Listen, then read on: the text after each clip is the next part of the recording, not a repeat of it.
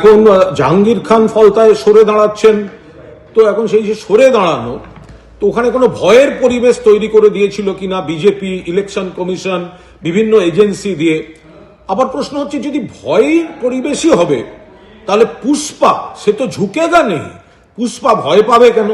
তাহলে ভয়ের পরিবেশ তৈরি করেছিল কিনা একটা প্রশ্ন, আর যদি ভয়ের পরিবেশ হয়ে থাকে তাহলে পুষ্পা কেন ভয় পেল সেটা আর একটা প্রশ্ন। তবে এটা ডায়মন্ড হারবার মডেল এরিয়ার অন্তর্গত, ফলে এখানে অভিষেক বন্দ্যোপাধ্যায়, তিনি মাননীয় সাংসদ, বিপুল ভোটে ওখানে জিতেছিলেন, নিশ্চয়ই তিনি বিচার বিশ্লেষণ করছেন, ও ব্যাপারটা উনি বলতে পারবেন। এই মুহূর্তে এর থেকে বেশি আমাদের পক্ষে বলা সম্ভব না। ডায়মন্ড হারবার মডেলের তো ব্যর্থতা, তাহলে এ নিয়ে আমি কোনো কথা বলতে পারবো না, কারণ আমি দলের মুখপাত্র হিসেবে আমি কি বলবো। গোটা বিষয়টা তো এটা ফলতা, যেটা ডায়মন্ড হারবার লোকসভা কেন্দ্রের অধীন, লোকসভার, আবার ওখানে আমাদের লোকসভার দলনেতা এবং সর্বভারতীয় তৃণমূল কংগ্রেসের সর্বভারতীয় সাধারণ সম্পাদক অভিষেক বন্দ্যোপাধ্যায়ের জায়গা, ফলে উনি গোটা বিষয়টা চুলচেরা বিশ্লেষণ করে উনি বলতে পারবেন। তার আগে আমাদের পক্ষে বলা সম্ভব না। আমরা তৃণমূল কংগ্রেসের সৈনিক, মমতা বন্দ্যোপাধ্যায়ের নেতৃত্বে তৃণমূলে আছি, তৃণমূলে থাকছি, কিন্তু এখন হঠাৎ এই ভয়ের মহলের জন্য একেবারে ফলতা, যেটা প্রার্থী হাঁটাচলা করলে সেখানে বস বস বস বলে সব ভিডিও আসতো, সেই প্রার্থী হঠাৎ ভয় পেয়ে গেল কেন? সেই প্রার্থী হঠাৎ এই ধরনের ভিডিও দেখা যাচ্ছে কেন? এটা তো দলের পক্ষে খুব ভালো বিজ্ঞাপন নয়। ফলে নেতৃত্ব নিশ্চয়ই সেগুলো বিচার বিশ্লেষণ করে দেখবেন। আমরা শুধু বলছি যে ভয়ের পরিবেশ তৈরি করা হয়েছিল কিনা, আর যদি হয়ে থাকে তাহলে পুষ্পা ভয় কেন পেল, এই গোটা বিষয়টা আমাদের দল খতিয়ে দেখছে। ভাইপো বাবু এলেন না কেন প্রচারে? আপনার প্রার্থী কোথায়? সো-কল্ড সেলফ ডিক্লেয়ার্ড পুষ্পা সে নির্বাচন থেকে নাম প্রত্যাহার করে নিয়েছে। উপায় নেই, পোলিং এজেন্ট পাবে না জানে, তাই শেষ দিনে পালিয়েছে। এর আগে জাহাঙ্গীর খানকে নিয়ে গত 26 তারিখ অভিষেক বন্দ্যোপাধ্যায় কি বলেছিলেন শুনুন। ভোকারটা এখানে জাহাঙ্গীর আমাকে আস্তে আস্তে বলেছে, দাদা সব দিয়েছো, একটা বৈদ্যুতিক চুল্লি করে দিতে হবে। আমি ভাবলাম 4 তারিখ ফল বেরোনোর পর কিছু লোক তো হার্ট অ্যাটাক করবে, তাদের সৎকারটাও ভালো করে করা আমাদের উচিত। গত 28 তারিখ জাহাঙ্গীর খান তিনি বলেছিলেন ঝুঁকেগা নেহি পুষ্পা। উনি যদি নিজেকে সিংহ মনে করে সিনেমার আর্টিস্টে, আমরাও পুষ্পা, ঝুঁকেগা নেই। আমরা ঝুঁকবো সাধারণ মানুষের কাছে, আমরা ঝুঁকবো গণদেবতার কাছে। কোনো দিল্লির পুলিশ বা বিজেপির দালালদের কাছে আমরা মাথা নত করবো না। অভিযোগ করেছে সাধারণ নির্বাচনের সময় সবগুলোর বিরুদ্ধেই ব্যবস্থা হবে, সব এফআইআর হয়েছে, গুন্ডামি করতে দেব না। কোথায় পুষ্পা? কোথায় আপনি? দেখতে পাওয়া যাচ্ছে না?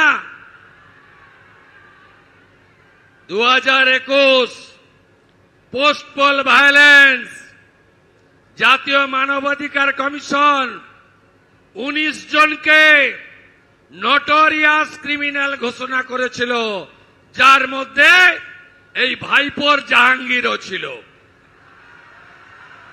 আমার উপরে ছেড়ে দিন, আমার উপর ছেড়ে দিন, আমি ওর দায়িত্বটা নিয়ে গেলাম।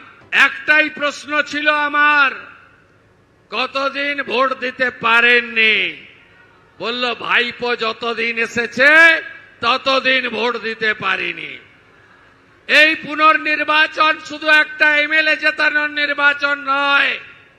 ভারতবর্ষে ফলতা বলে একটি জায়গা রয়েছে, যেখানকার প্রাপ্ত বয়স্ক ভোটার ভদ্রমণ্ডলী গত 10 বছর লোকসভা, বিধানসভা, পঞ্চায়েতে ভোট দিতে পারেনি। এর হিসাব হবে না, হিসাব হবে না। হ্যাঁ, আইন হাতে তুলে নেবেন না। দক্ষিণ 24 পরগনা জেলা পরিষদের পূর্ত কর্মাধ্যক্ষ জাহাঙ্গীর খান পুনর্নির্বাচনে না লড়ার সিদ্ধান্তের পরেই আলিপুরে দক্ষিণ 24 পরগনা জেলা পরিষদ জাহাঙ্গীর খানের অফিসের সামনে বিক্ষোভ ঠিকাদারদের। কাটমানি ছাড়া পাশ করা হতো না টেন্ডার, অভিযোগ ঠিকাদারদের।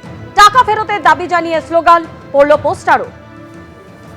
জাহাঙ্গীর খান 7% থেকে 10% ব্যাক মানি না নিলে আমাদের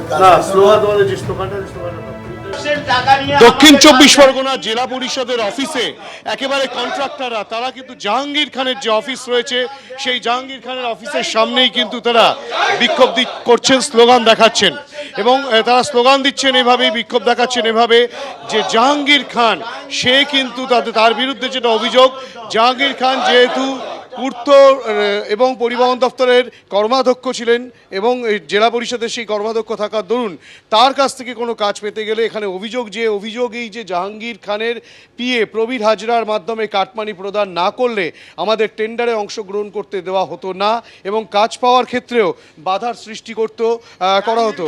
এই কাটমানির পরিমাণ কয়েক হাজার কোটি টাকা, এই টাকা ক্যামাক স্ট্রিটে পাঠানো হতো, তেমনটাও কিন্তু অভিযোগে লেখা রয়েছে। ঠিক এভাবেই কিন্তু পোস্টার দেওয়া হয়েছে এই দক্ষিণ চব্বিশ পরগনা জেলা পরিষদ অফিসে, জাহাঙ্গীর খানের যে অফিস রয়েছে সেই অফিসের ঘরের সামনে। আমরা সরাসরি কথা বলবো এখানকার কন্ট্রাক্টরদের সঙ্গে। আপনারা তো কন্ট্রাক্টর, প্রত্যেকে কন্ট্রাক্টর, আপনার নাম কি? আমার নাম নিমাই নস্কর।